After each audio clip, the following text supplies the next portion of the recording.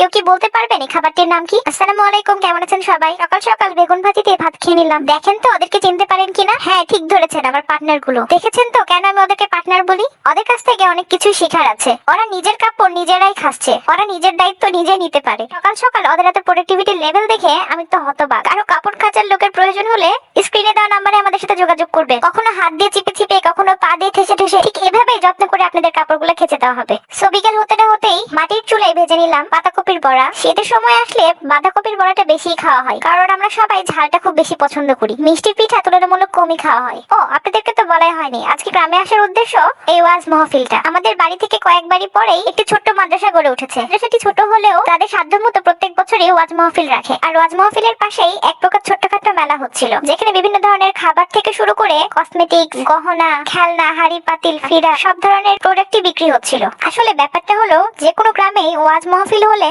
এক প্রকার ছোট্টখাট্ট উৎসব হয়ে যায়, কারণ ওয়াজ শুনতে অনেক আত্মীয়রই আগমন ঘটে। এই হচ্ছে সেই মাদ্রাসা। তো সন্ধ্যার পরে আমরা চলে গিয়েছিলাম মেলা দেখতে। মেলাটি আকারে খুব একটা বড় না হলেও সব ধরনের দোকানই এসেছিল, কিন্তু সব থেকে বেশি ডিমান্ডেবল দোকান ছিল জিলাপির দোকান। আর মেলায় সব থেকে বেশি যে দোকানটি ছিল সেটি হচ্ছে খেলনার দোকান।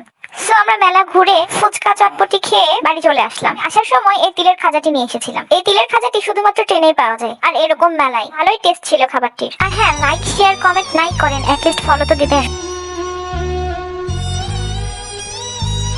ভালো থাকবেন, দেখা হবে পরবর্তী কোনো ভিডিওতে। আল্লাহ হাফেজ।